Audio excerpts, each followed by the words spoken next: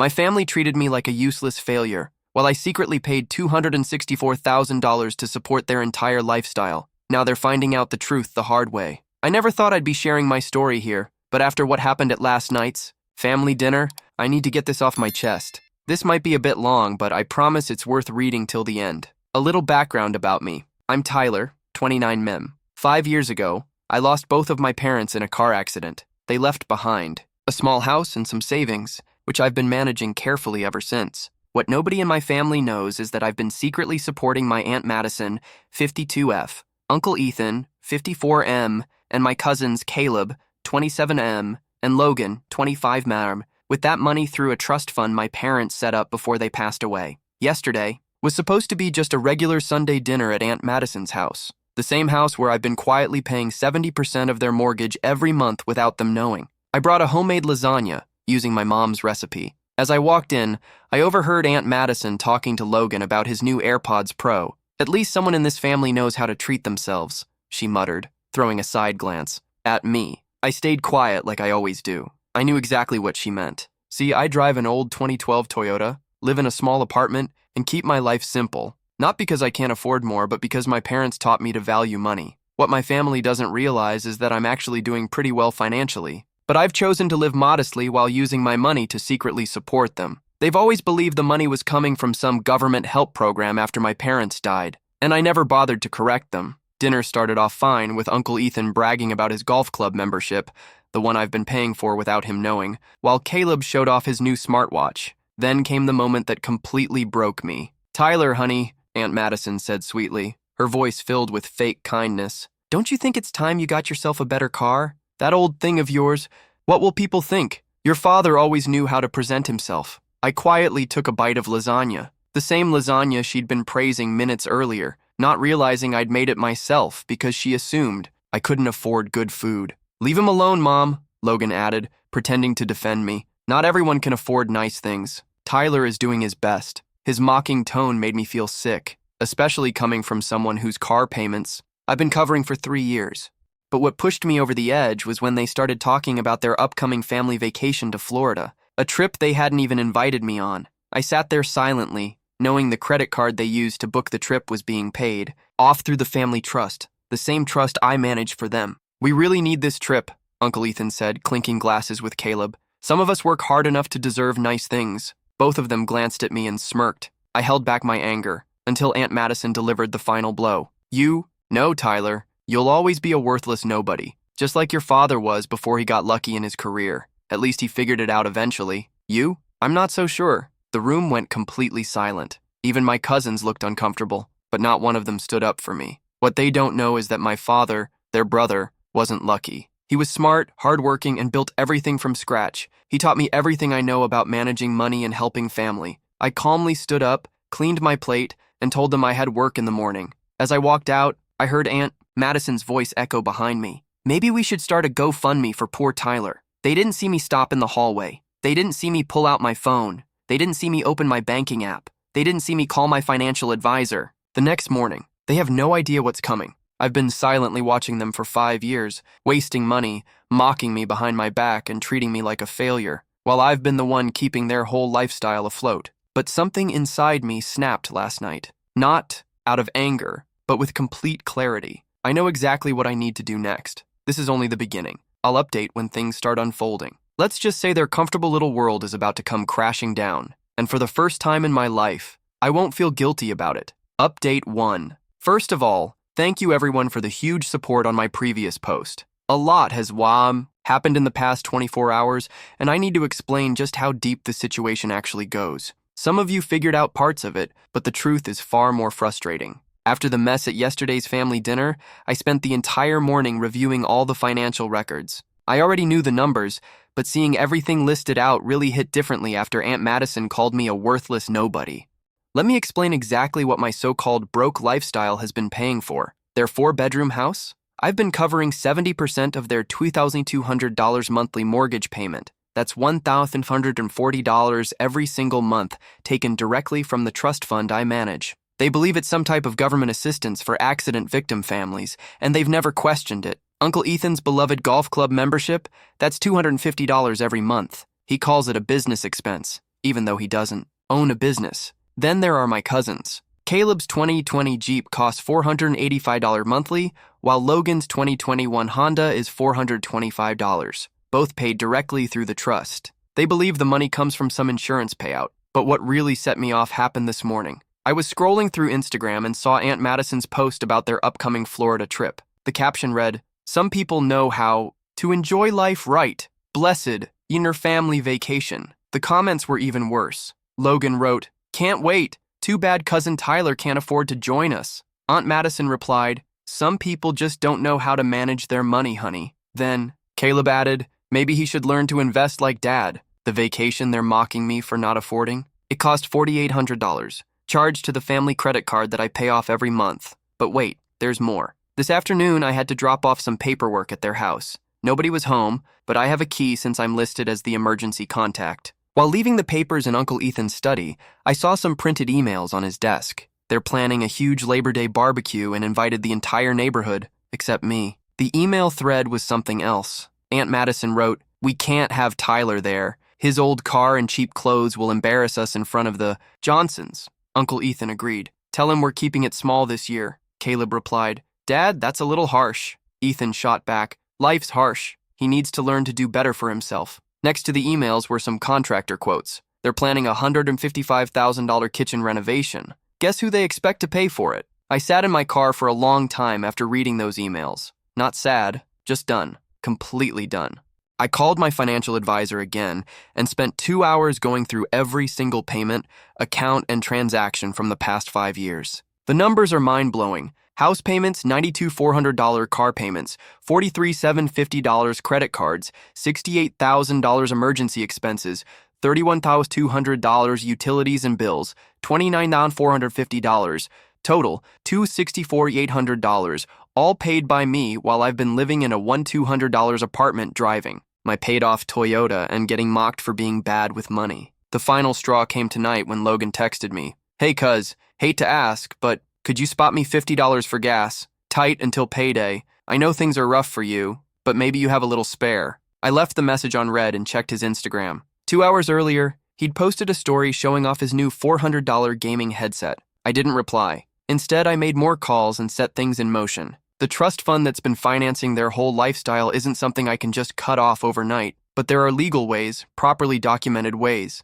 They think I'm a pushover, the family disappointment, the broke cousin who can't manage money. That's fine. Let them believe that for a little longer. I have every receipt, every payment, and every transfer for the past 5 years carefully documented, thanks to the lessons my parents taught me, not because they got lucky like Aunt Madison claims. Tomorrow I begin phase 1. I'll update when things are officially in motion. Update 2. Thank you for waiting. The past 48 hours have been intense. Everything is now set up. But let me tell you what happened at what will probably be our final family dinner. After my last update, I spent several days carefully organizing everything. I met with my financial advisor, recorded every payment, and set up a clear plan to cut off the money. Then Aunt Madison called, insisting I come over for dinner. She said they needed to talk to me about something important. I already knew what was coming, but I went anyway. One last chance to see their true faces. I arrived exactly at 6 p.m. The first thing I noticed was Aunt Madison's brand new granite countertops being installed.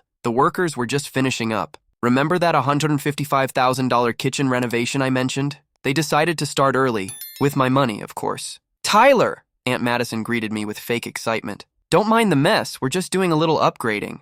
"You know how it is?" "Well, maybe you don't." I just nodded and walked in. The whole family was there, dressed up like it was some fancy occasion. Caleb was showing off his new smartwatch to Logan, who kept glancing at me with this weird mix of pity and smugness. Uncle Ethan pulled me aside before dinner. "Listen, sport," he said, pretending to sound concerned. "We need to have a serious talk about your future. Your attitude is bringing down the family's image." The nerve of this man, wearing the golf club polo I paid for, lecturing me about image. Dinner started awkwardly. They'd ordered expensive takeout, charged to the family credit card naturally. Then Aunt Madison cleared her throat and dropped the bombshell. "Tyler, honey, we've been talking as a family." She paused, like she was enjoying herself. "We think it's best if you skip the Labor Day barbecue, and maybe future gatherings too, until you improve your situation." Caleb at least looked a little uncomfortable. Logan just kept eating like nothing was happening. "The Johnsons are coming," Uncle Ethan added, acting serious. And their daughter just bought a house.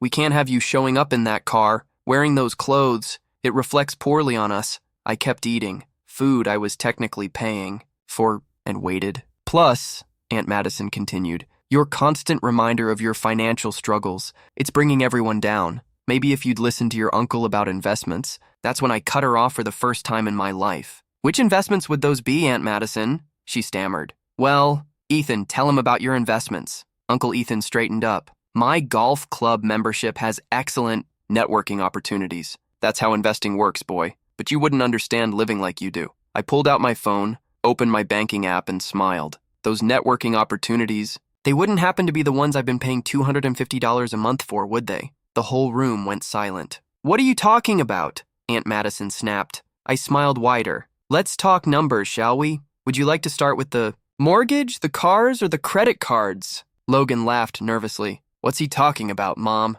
Aunt Madison quickly said, the house payments come from the government assistance program. After his parents, there is no government program. I cut in calmly. There never was. It's all been me, through the trust my parents set up. Every single payment.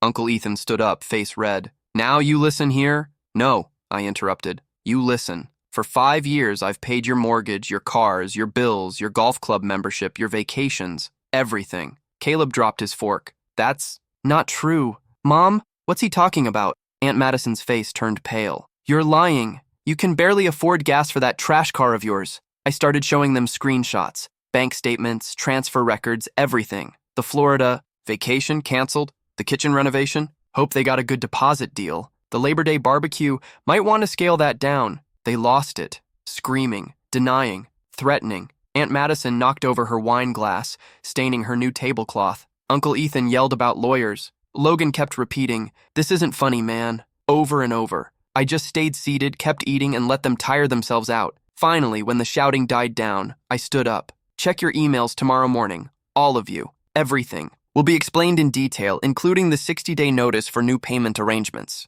Then I walked out. The last family dinner I'll ever attend. Aunt Madison rushed forward, grabbing my arm. You can't do this to us. We're family. I pulled my arm away. Family doesn't call family worthless. Family doesn't exclude family from gatherings. Family doesn't mock family for being broke while secretly living off their money. I walked toward the door, then turned back one last time. By the way, that so-called trash car of mine is fully paid off. Unlike your cars, your house, or anything else you own. They stood frozen, screaming and crying as I left. I got in my car and drove home. Ever since, my phone hasn't stopped. Blowing up. Texts, calls, voicemails, everything from threats to begging and empty promises to change. It's too late. Everything is already in motion. The documents are ready and the lawyers are on standby. Tomorrow morning, they'll receive the official notices. Final update coming in 72 hours. This ends now. Final update. It's been a chaotic 72 hours since my last update. Buckle up because here's exactly how it all went down. Monday morning at 9 a.m. sharp, the emails went out.